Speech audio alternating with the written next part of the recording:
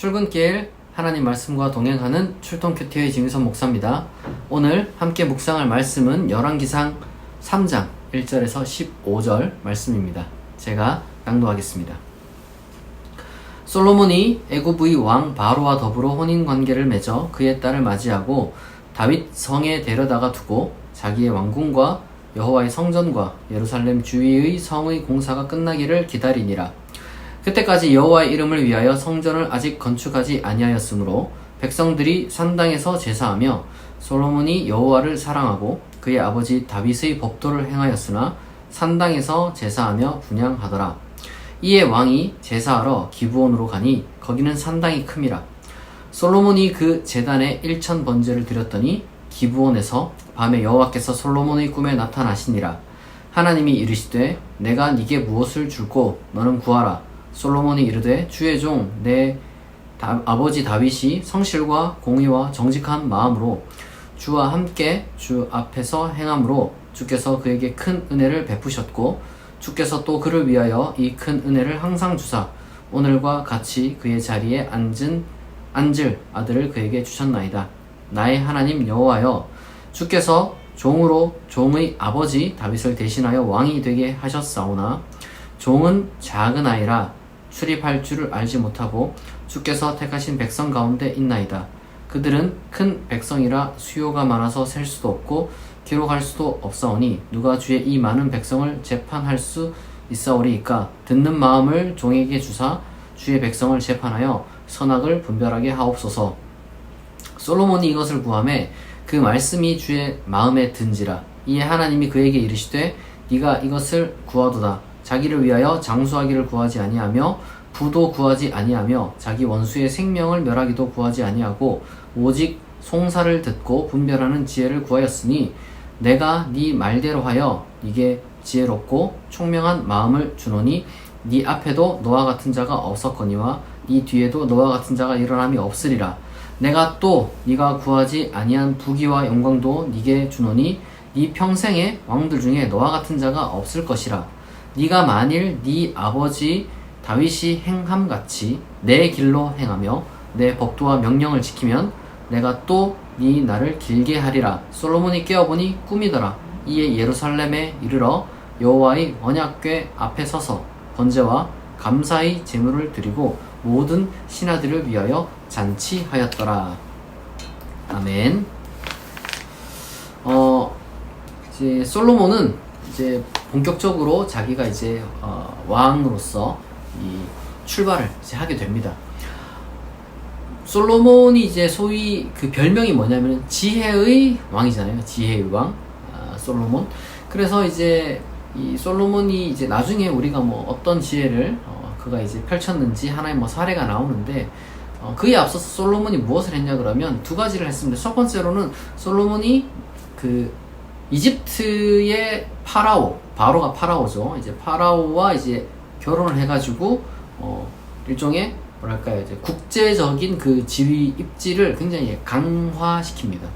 그 당시 때 이집트랑 이제 이 뭐랄까요, 이 변방이 그냥 그냥 뭐 통일 왕국이라고 쳐도 뭐 그렇게 이제 대단한 그런 나라가 아니었는데 정말 변두리였는데 이집트의 이 딸과 이렇게 이제 결혼을 했다라는 것은 솔로몬이 어마어마한 어떤 그 국제 외교적인 능력과 과감성을 이제 갖춘 사람이다 라고 볼 수 있겠죠. 동시에 사실 어떻게 보면은 그 구약 그 뭐랄까요, 사람들은 그 이집트나 뭐 아니면 어쨌든 외국들에 대해서 별로 그렇게 호의적인 반응을 보이진 않거든요.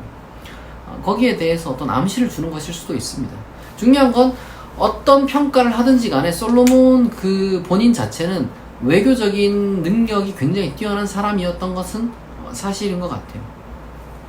그리고 두 번째로는 솔로몬이 이 기브온이라는 산당이 그때는 어떤 그 딱 정해진 예배당이 없었기 때문에 이 여러 산당이라는 데가 있습니다. 산당. 그래서 이제 이 일종의 그 제사 지내는 장소들이죠. 이런 어떤 그 산당에 가가지고 이 제사를 드리는데 그 중에 이제 자기가 다스리는 지역 중에서 제일 컸던 데가 이제 기브아에 있었나 봅니다. 이제 기브온에 있었나 봅니다. 그래서 이제 기브온으로 가서 이제 1000 번제를 드리죠. 어떤 분들이 나한테 물어요. 1천 번제가 한 1000일 동안, 그러니까 이제 거의 뭐 한 3년 동안 이렇게 이제 그 예배를 드린 거냐 물어보는데, 그게 아니라 그냥 한 방에 이렇게 이제 1000마리의 제물을 바친 게 이제 1천 번제입니다. 그러니까 어쨌든 1천 번제를 드리니까 이제 그날 밤에 바로 하나님께서 내가 너한테 뭘 줄까 이렇게 이제, 그러니까 솔로몬이 지혜를 주십시오 이렇게 기도를 했죠. 근데 여기서 말하는 지혜라는 것은 오늘날 우리가 생각하는 그런 지혜가 아니고요. 그 소위 말해서 이 재판장으로서의 지혜를 구했다고 합니다. 다르게 말하자면 솔로몬이 그 자기 스스로 어떤 그 대재판, 대법관의 역할을 자처했다는 거죠. 그러니까 솔로몬의 통치의 여러 가지 많은 특징이 이제 몇 개 가지. 첫 번째는 이제 국제 외교를 잘했고요. 그리고 두 번째로는 건축을 엄청나게 했습니다. 그리고 세 번째가 이제 재판을 자기가 직접 했어요. 솔로몬은 전쟁을 하기보다는 그런 쪽으로 좀 특화된 사람이었다는 거죠. 그러니까 솔로몬이 지혜를 구했다는 것은 사실은 전쟁을 하는 왕이 아니었다는 그 다른 표현입니다. 그러니까 다윗은 전쟁하는 왕이었잖아요. 사울이든 뭐 다윗이든, 그리고 그 이전에 사사든 누구든 전쟁하는 왕이었잖아요. 근데 솔로몬은 전쟁하는 왕이 아니라 이 뭐랄까요, 지혜로 머리 쓰는 왕이었어요. 머리 쓰는, 몸으로 이제 싸우는 게 아니라 머리로 이제 승부하는 그런 왕이었다는 거죠. 그래서 이 중요한 것은 이 하나님께서 솔로몬이 그런 구한 것에 너무 기뻐하셔가지고 다른 것도 다 주셨다 이렇게 이제 해서 우리가 이게 참 많은 분들에게 이상한 쪽으로 약간 이 교훈이 가는데요. 그러니까 하나님께 지혜를 구하면 지혜도 주시고 딴 것도 주신다. 그러니까 일단 지혜부터 구하자. 순서가 거기에 달려있다. 이런 식으로 교훈을 많이 줘요. 주로 누구한테 이런 얘기를 많이 하면 학생들한테. 왜냐하면 이제 학생들 공부 많이 해가지고, 공부 열심히 해가지고 뭐 좋은 대학 들어가고 뭐 대기업 아니면은 전문직 이렇게 할 수 있도록, 그러니까 명문대, 우리나라 이제 대체적으로 이제 코스가 막 그런 식으로 학생들한테 강요가 되잖아요.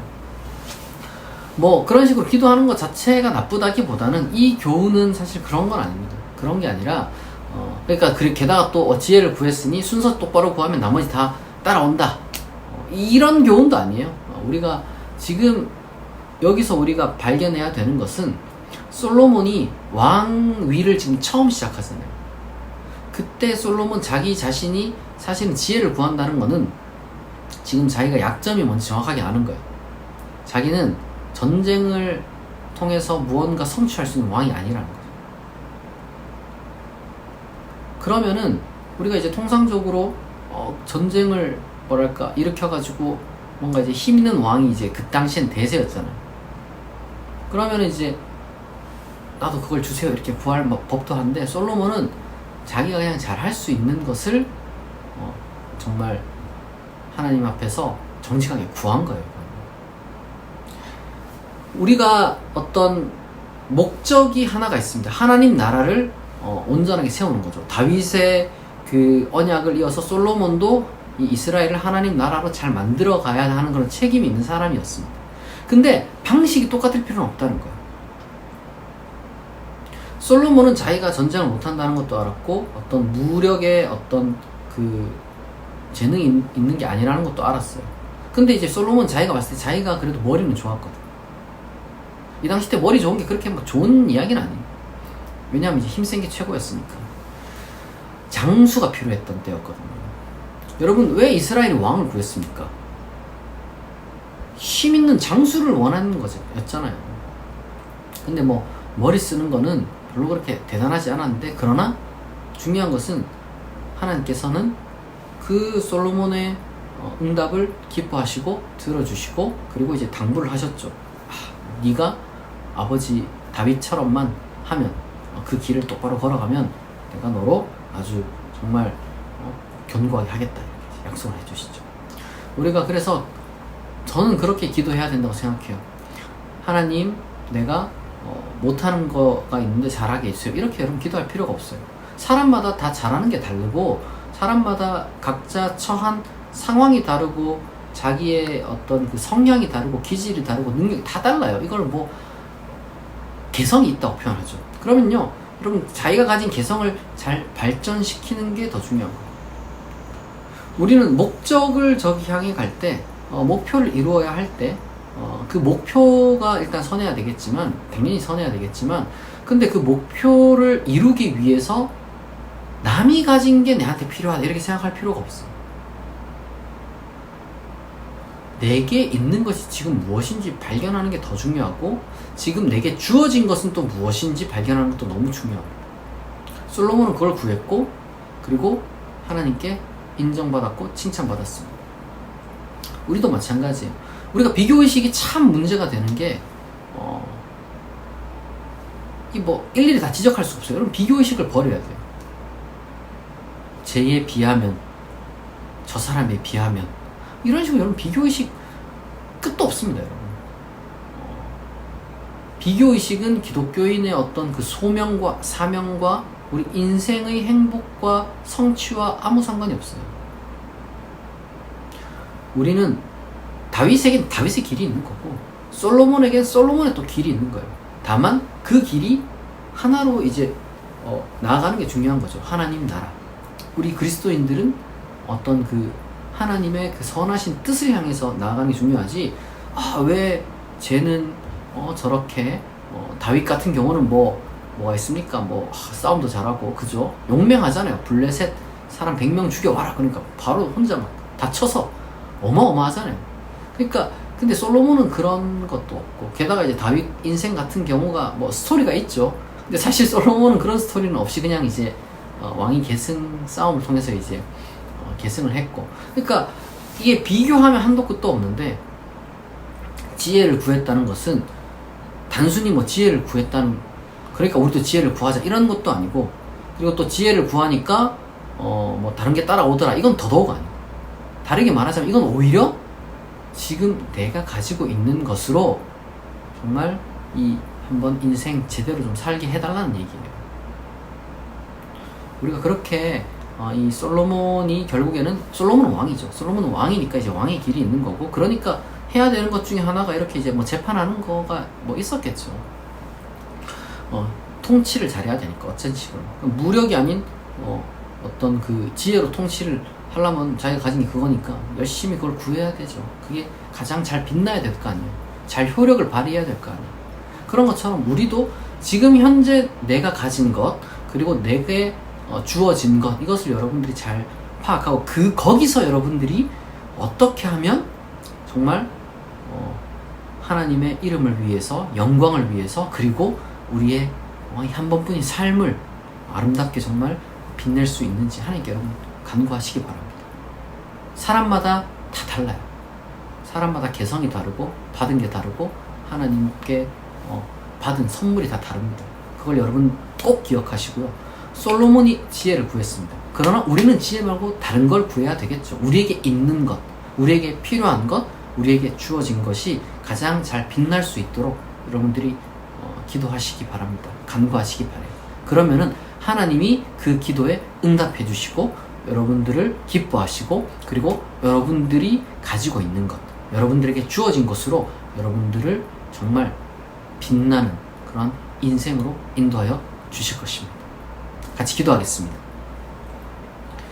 하나님 아버지, 오늘 솔로몬이 하나님께 제사 지내고, 그리고 꿈속에서 하나님께 기도한 그 말씀을 우리가 묵상했습니다. 하나님, 솔로몬은 지혜를 구하였습니다. 우리는 우리에게 주어진 것을 구할 수 있게 하옵소서.